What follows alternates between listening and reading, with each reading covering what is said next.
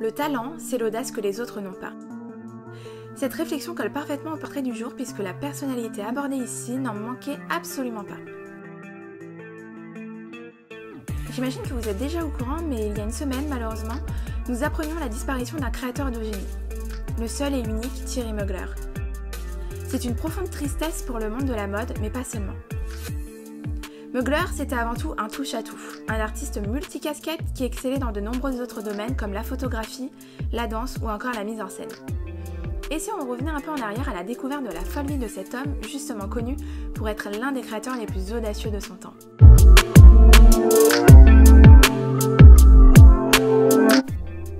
Thierry Mugler, que l'on connaît aussi aujourd'hui sous le nom de Manfred, naît le 21 décembre 1948 à Strasbourg. Enfant, il s'ennuie énormément dans cette ville et préfère s'inventer des histoires, se créer son propre monde dans lequel il adore s'enfermer.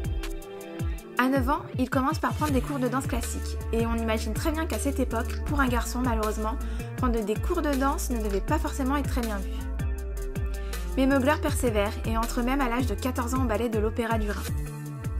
Là-bas, il y découvre le théâtre et c'est une révélation pour lui. Il y découvre la mise en scène, les costumes et les jeux de lumière, et tout cela, comme vous allez le voir, lui serviront des années plus tard. Par la suite, il prendra des cours d'architecte d'intérieur aux Arts décoratifs de Strasbourg. Il y étudiera les perspectives, les profondeurs, les points de vue, en somme, la communication visuelle et le marketing. À tout juste 21 ans, il part vivre à Paris où il découvre la vie parisienne, ses fêtes et le palace. Il sort très vite du lot grâce à son style si reconnaissable. Il porte d'ailleurs ses propres créations. Il décide donc un an plus tard d'ouvrir sa toute première boutique. Tout s'enchaîne alors. Thierry Mugler devient très vite une référence dans le monde de la mode. Il ne cesse d'ailleurs de la réinventer. Les plus grands top modèles de cette époque défilent pour lui.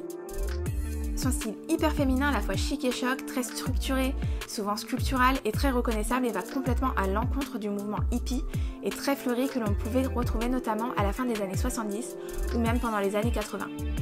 Il utilise aussi des matières assez novatrices comme le latex ou le vinyle et délaisse les fourrures pour le synthétique, ce qui est assez avant-gardiste pour l'époque.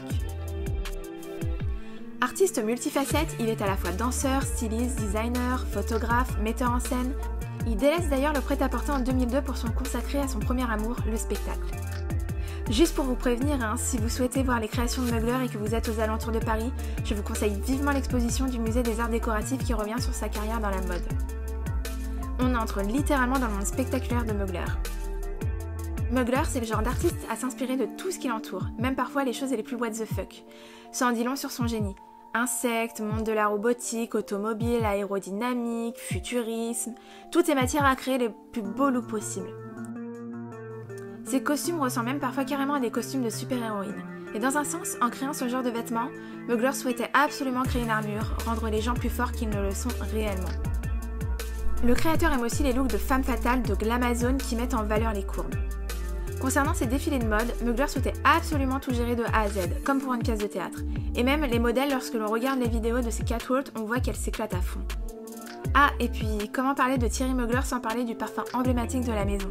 Il s'agit bien évidemment du parfum Angèle. Et oui, en plus d'avoir excellé dans le monde de la mode, Mugler est aussi connu pour ce parfum iconique. Il aura d'ailleurs fallu 13 longues années pour trouver la composition idéale. Et c'est donc en 1992 que ce parfum voit le jour dans son flacon en forme d'étoile. L'étoile, c'est d'ailleurs un symbole très important dans l'univers de Mugler.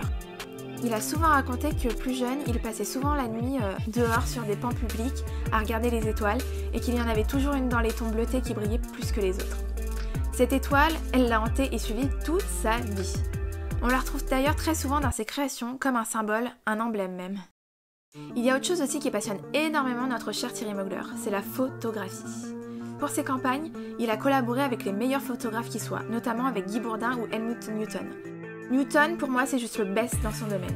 C'est d'ailleurs celui-ci qui proposera à Mugler de réaliser ses propres photos. Et franchement, c'était pas la pire idée qui soit, puisque les photos de Mugler, franchement, elles sont juste magnifiques.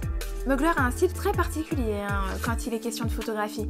Il réalise d'ailleurs ses photos dans des endroits complètement improbables, et parfois même inaccessibles.